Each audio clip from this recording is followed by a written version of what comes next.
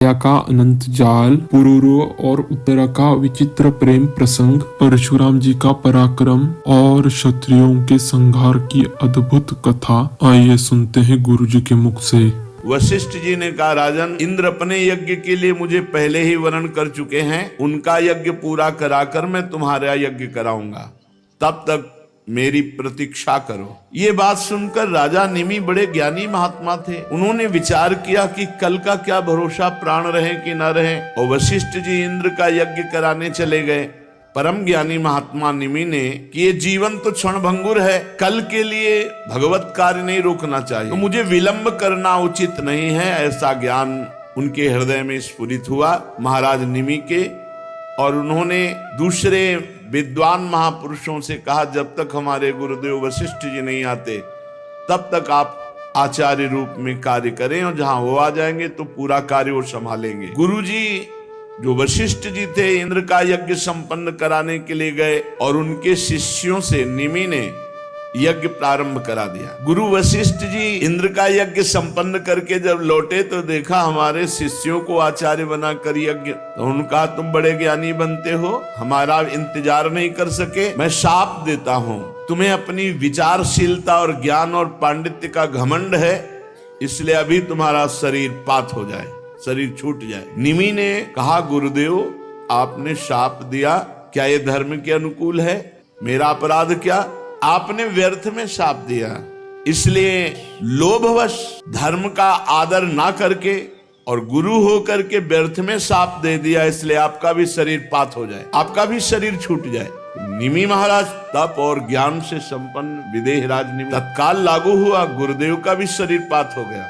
और गुरु वशिष्ठ जी भगवान के स्वरूप, तत्काल लागू हुआ, शिष्य का भी शरीर छूट गया। वशिष्ठ जी ने अपना शरीर त्याग कर मित्रा वरुण के द्वारा उर्वशी के गर्भ से जन्म ग्रहण किया। राजा निमि के यज्ञ में आए हुए श्रेष्ठ मुनियों ने राजा के शरीर को औषधियों के द्वारा सुरक्षित रख दिया। जब क्षत्रयाग की समाप्ति हुई तो देवता लोग आए, तब उन लोगों ने प्रार्थना की कि बिना अपराध के वशिष्ठ जी ने शाप दे दिया, इनका शरीर पूरा हो गया तो जीवित होना चाहिए महाराज निमि। उस समय देवताओं ने महाराज निमि की आत्मा से बात की, तो उन्होंने कहा, नहीं, मुझे अब देह बंधन स्वीकार नहीं, गुरुजी ने मुझे देह मुक्त कर दिया तो अब देह नहीं धारण करूंगा। विचारशील शरीर से प्यार नहीं करते, भगवान में प्यार करते हैं, आत्मस्वरूप भगवान में। आगे चलकर शरीर छूटना ही था, गुरुजी ने शाप दे दिया, जल्दी छूट गया, बड़ी कृपा हुई। अब मैं कभी शरीर धारण नहीं करूंगा, इस शरीर को कभी नहीं धारण करूंगा। जैसे जल में मछली के लिए सर्वत्र ही मृत्यु का अवसर है, ऐसे शरीरधारी को दुख ही दुख, समस्या ही समस्या, इसलिए मैं शरीर धारण नहीं करूंगा। देवताओं ने कहा, तो आप कहाँ निवास करेंगे? तो कहा, हर प्राणी के नेत्र में, वहां मैं विराजमान होकर भगवान का चिंतन करता रहूंगा। और मैं विराजमान हूं इसका परिचय है अपने आप पलक झपकना, ये इसे निमिष कहते हैं। महाराज निमि यहाँ वास करने लगे। पलक उठने और गिरने के अस्तित्व से मेरा पता चलेगा कि मैं विराजमान हूं।